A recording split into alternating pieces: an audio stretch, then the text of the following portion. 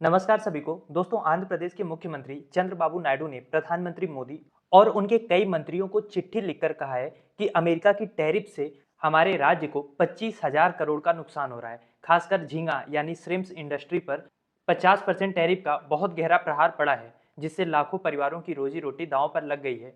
अब बात चंद्रबाबू नायडू ने तो सही की है कि 50% टैरिफ से देश के तमाम उद्योगों को नुकसान पहुंचेगा, लेकिन सवाल ये है कि केंद्र सरकार क्या इस नुकसान की भरपाई करेगी या बस इसको ग्लोबल ट्रेड वार का कोलेटरल डैमेज मान के छोड़ देगी। खासकर चंद्रबाबू नायडू के केस में, जिनके पास इतनी बड़ी बार्गेनिंग पावर है, ऐसा करना आसान तो नहीं लगता है।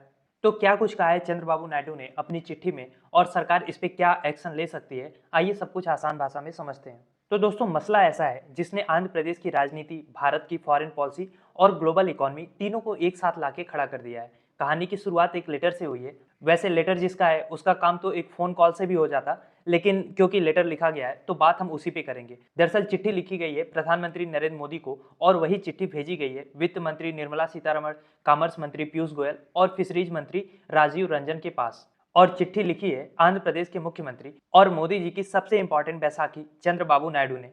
और ऐसा नहीं है कि चिट्ठी में कोई 200-300 करोड़ के घाटे की बात की गई है, नहीं। चिट्ठी में बात की गई है 25,000 करोड़ रुपए के नुकसान की। जी हाँ, 25,000 करोड़।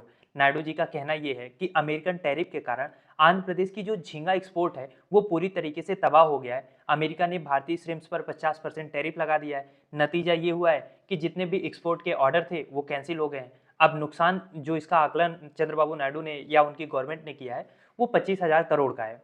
और अगर हम श्रिम्प इंडस्ट्री की बात करें तो ये सिर्फ एक व्यापार नहीं है, ये आंध्र प्रदेश की ग्रोथ स्टोरी का बैकबोन है। भारत से अमेरिका तक जाने वाले श्रिम्प्स में से यानी झींगे में से करीब 80% सिर्फ आंध्र प्रदेश से जाता है। और यह अकेला राज्य भारत की सी फूड एक्सपोर्ट का हब बन चुका है। ऐसे में 50% की टैरिफ ना सिर्फ फार्मर्स के लिए बल्कि पूरी लोकल इकोनॉमी के लिए एक झटका लेकर आई है। करीब 2.5 लाख लोग इस सेक्टर से सीधे जुड़े हुए हैं और इनडायरेक्टली लगभग 30 लाख लोगों की आजीविका इस पे टिकी हुई है। और एक टैरिफ ने लाखों घरों के चूल्हे को बुझाने के कगार पे लाके खड़ा कर दिया है। और टैरिफ का इतिहास तो आपको पता ही है कि कैसे ट्रंप जो है इस समय मोदी जी के और भारत के पीछे पड़ गया है। भारत और अमेरिका के बीच में ट्रेड टेंशन लगातार बढ़ चुकी है, पिछले कई दिनों में हमने देखा है। इसके अलावा 50% की tariff steel, aluminium, gems, jewellery, textile हर जगह पे लगा हुआ है और इसी लिस्ट में श्रिम्प्स यानी झींगा भी शामिल है।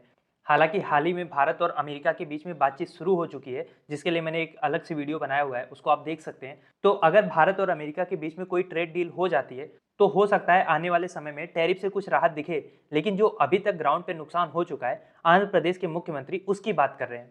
उनका लॉजिक ये है कि जब विदेश नीति की कीमत हमारे आम मछुआरे चुका रहे हैं तो फिर कंपनसेशन भी केंद्र को देना चाहिए। और क्योंकि चंद्रबाबू नायडू डिप्लोमेटिकली काफी चालाक इंसान है, तो आप इस चिट्ठी का टाइमिंग भी देखो। ठीक उस वक्त जब प्रधानमंत्री मोदी का जन्मदिन आ रहा है, तो जन्मदिन के मौके पे नायडू ने पॉलिटिकल गिफ्ट नहीं दिया बल्कि फाइनेंशियल डिमांड पेश कर दी है। और जाहिर सी बात है, इस डिमांड के पीछे मोदी गवर्नमेंट की जो गठबंधन की मजबूरी है उसको भी चंद्रबाबू नायडू अच्छे से समझते हैं। इनफैक्ट उसी को वो यूटिलाइज कर रहे हैं। आपको याद होगा अभी हाल ही में उपराष्ट्रपति के चुनाव में नायडू साहब ने कितना बड़ा पॉलिटिकल रिस्क मोदी जी के लिए लिया था। आंध्र प्रदेश की रीजनल आइडेंटिटी से जुड़े हुए कैंडिडेट को सपोर्ट नहीं किया, इंडिया के कैंडिडेट को सपोर्ट नहीं किया, जबकि वो आंध्र प्रदेश के थे, और इंडिया लाइन पर वोट किया। तो अब उसका कुछ तो हर्जाना मोदी जी को भरना ही होगा। और मुझे लग रहा है यही रीजन है कि हिमाचल प्रदेश और पंजाब, जहां पे इतनी भयानक बाढ़ आई हुई है, वहां पे मोदी जी ने जो राहत पैकेज दिया है वो मात्र 1600 करोड़ 1500 करोड़ है, क्योंकि उन्हें पता है कि जब जब नायडू जी डिमांड करेंगे उसको तो मना कर नहीं सकते। और डिमांड भी छोटी मोटी है नहीं, 25,000 करोड़ की है। अब देखना यह है कि ये मोदी जी जो वन नेशन वन इलेक्शन की बात करते थे, क्या one nation one relief policy अपना पाएंगे या अलग अलग राज्यों को अपने राजनीतिक फायदे के हिसाब से अलग अलग स्टैंडर्ड पे रिलीफ पैकेज दिया जाएगा। और नायडू जी ने पीएम को ही तो पत्र लिखा नहीं है, उनके 3 मंत्रियों को भी पत्र लिखा है और सबसे अलग अलग डिमांड भी की गई है। वित्त मंत्री से उन्होंने कहा है कि आप फिस्कल मदद कीजिए, यानी पैसे की मदद कीजिए। कॉमर्स मंत्री से कहा है कि आप डोमेस्टिक डिमांड बढ़ाने के लिए कुछ स्टेप लीजिए, ताकि जो झींगे की सप्लाई है अमेरिका नहीं जा रही है तो कम से कम देश के अंदर तो बिक पाए। अब नायडू जी भूल गए हैं कि वो बात किससे कर रहे हैं। अब भाजपा इसमें क्या कर सकती है बताओ? क्या झटका मीट की तरह झटका झींगा लेकर आए? सनातनी पार्टी से आप ये सब डिमांड कर रहे हैं। खैर, इसके अलावा फिशरी मंत्री से उन्होंने cold storage, modern fish market और अवेयरनेस कैंपेन में सपोर्ट करने को कहा है। तो इससे ये चीजें साफ झलक रही है कि मामला केवल राहत पैकेज का नहीं है, बल्कि ये पूरा एक ब्लूप्रिंट है, ताकि आंध्रा की जो सी फूड इंडस्ट्री है उसको इस टैरिफ के बाद भी रिवाइव किया जा सके।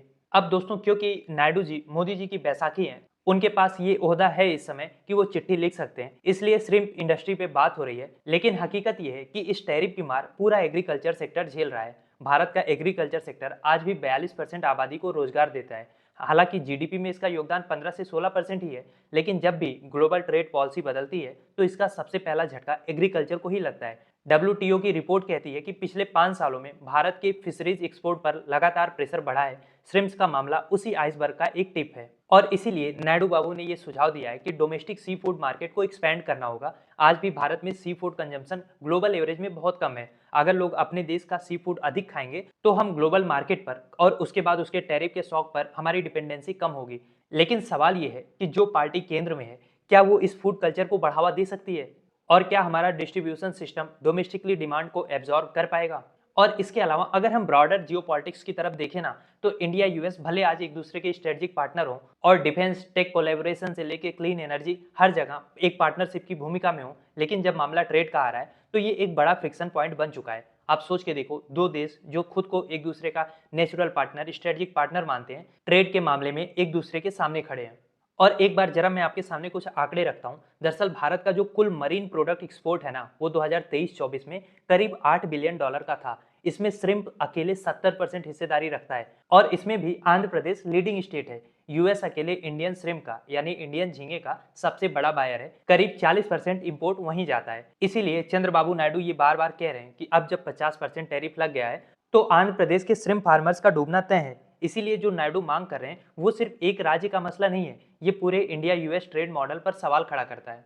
हालांकि इसके लिए इसके रिस्पांस में गवर्नमेंट ने कुछ इमीडिएट कदम उठाए हैं। जैसे सरकार ने इमीडिएट रिलीफ के तौर पे श्रिम्प का जो फीड होता है, जो हम उसको खिलाते हैं, उसकी कीमत 9 रुपए प्रति केजी घटा दी है। इलेक्ट्रिसिटी पे सब्सिडी देना और लो कॉस्ट ट्रांसफार्मर प्लान पर भी विचार चल रहा है। लेकिन स्टेट सरकार की सीधी मांग 25,000 करोड़ की है, जो सेंट्रल गवर्नमेंट के लिए एक हेडक होने वाला है। अब देखना यह है कि सरकार इस पे क्या स्टेप लेती है चंद्रबाबू नायडू के लेटर पे। लेकिन इस पूरे मसले से जो 3 सबसे बड़े लेसन सामने आते हैं, वो पहला उसमें यह है कि ग्लोबल ट्रेड वार का सीधा असर हमारे फार्मर्स पे, लोकल्स की थाली पे पड़ता है। तो हमें इसके लिए प्रिकॉशनरी मेजर लेने चाहिए, ना कि झटके का इंतजार करना चाहिए, उसके बाद रिलीफ पैकेज निकालना चाहिए। और दूसरी बात जो गवर्नमेंट के लिए सबसे इंपॉर्टेंट है कि कोलिशन की पॉलिटिक्स जब चलती है ना, अब क्योंकि मोदी जी पूर्ण बहुमत में तो है नहीं, तो इकोनॉमिक डिमांड अक्सर पॉलिटिकल बार्गेनिंग का टूल बनती है। इसके अलावा इंडियन यूएस की जो पार्टनरशिप है वो चाहे कितनी भी स्ट्रेटजिक हो, चाहे कितनी भी नेचुरल हो, लेकिन जब बात इकोनॉमी की आती है तो यहाँ पे इंडिया यूएस की रिलेशन अभी भी बहुत ज़्यादा फ्रेजाइल है। इसीलिए सबसे इंपॉर्टेंट चीज़ जो यहाँ पे गवर्नमेंट को करना चाहिए वो ये कि भविष्य में आने वाले ऐसे किसी भी ग्लोबल शॉक्स से हमारे फार्मर्स और एक्सपोर्टर्स को बचाने के लिए एक सस्टेनेबल स्ट्रेटजी बनानी चाहिए। अब मेरा सवाल आपसे ये है कि आपको क्या लगता है, क्या केंद्र सरकार आंध्र प्रदेश को 25,000 करोड़ का बेल आउट देगी या फिर इसको ग्लोबल ट्रेड का एक अनएवॉइडेबल डैमेज मान के आगे बढ़ जाएगी? और क्या चंद्रबाबू नायडू की डिमांड को ऐसे इग्नोर करके आगे बढ़ना क्या केंद्र सरकार इस समय अफोर्ड कर सकती है? क्या सोचते हैं आप इस बारे में? लिखिए अपनी राय कमेंट बॉक्स में।